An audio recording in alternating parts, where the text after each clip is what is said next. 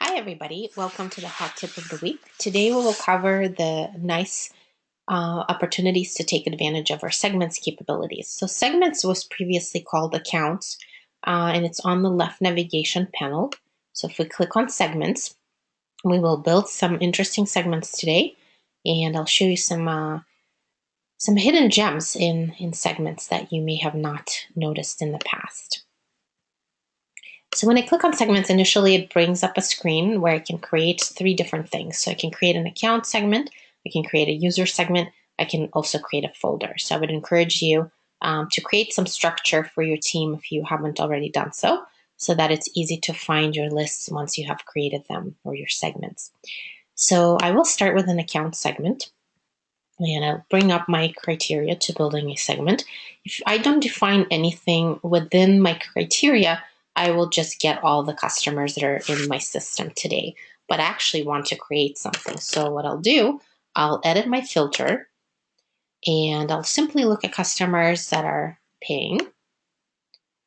And I want to maybe look at customers that are of high contract value. So I'll specify that. And let's say that's all I'm looking for. If there's any other information that's relevant and important to your business, you can specify it. There's a lot of different filter capabilities that look at specific areas of Tatango based on the activity, based on the type of campaigns that have been launched, based on tasks, and also custom metrics. We had another session on custom metrics, and if you have custom metrics that you have built out, you can definitely add them into your segment conditions. So for me, I'm looking for a simple list just for paying customers that are paying me over $5,000. I get my results. And now the nice new features that are available to me is an ability to customize my columns directly in this view. So I can actually click on the little plus sign right here on the right, and I can bring the information that I'm interested in, things that are not available for me right now to view in my list because I only have status and health rank and contract value. Maybe there's other things that I'm looking for. So if I have some specific attributes that I'm feeding into Tatango, maybe number of licenses is one that I'm interested in. Maybe there's other information that I really want. Maybe I want to look at a contract renewal date.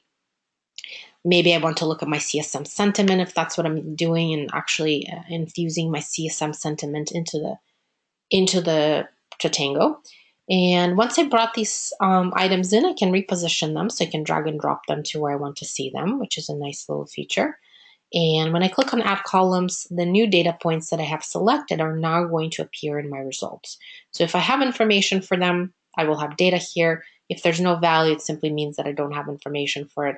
But the two data points that I just brought over, I have contract value and contract renewal, and now they're easily available to me in my list. Another thing you could do is group by. So this is a great feature of you being able to group by any specific attribute in Tatango. So if I wanted to group my list by the success manager that is responsible, I can do that. And immediately I see the results reflect that. I can see my grouping by each success manager, how many accounts they manage, what is the total contract value, and what is the health distribution. And I can update that at any point. I can also remove the grouping if I want to and simply bring it back to my list view. I can also search for accounts. So I have a search bar directly in this view. I have a representation of all accounts versus my account. So if you're a team member that manages your own accounts, you can always click on my accounts, and that will actually just expose and let you view only customers that are under your portfolio. So as I switch to that, now I have 58 accounts. When I go back to all, it brings me back to the whole that everybody has. So those are a couple of interesting ways to do this. There's other capabilities and lists that if you haven't been taking advantage of and want to, by clicking on the right side navigation icon, I can also download this as a CSV, and I can also generate an API endpoint. And this is something that more technical folks would appreciate, as you can take this data and analyze it in any other system within your product. And I also have a Start Success Play button now. So now when you click on this, if you are building a process based on the logic that you have defined, you can actually click on the Success Play link and it will take you directly into building a process directly from a segment. Let me save my segment. I'm going to call this test segment. I can give it a quick description. I can file it into an appropriate location within my structure. And if I don't have the folder already available, I can actually add a folder here. And I can make this private or public. So by default, your lists are going to be private. So please note to make it public if you want this list to be shared and consumed by your team.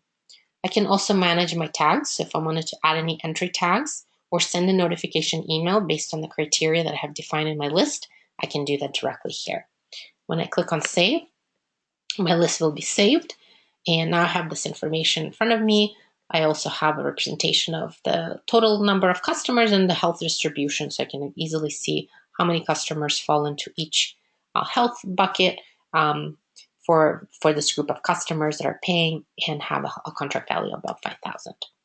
This covers it for us today for the segments capabilities. If you have any questions on specific functionality, you can reach out to us or go to our support knowledge base and to learn more. Thank you so much, and I look forward to speaking with you soon.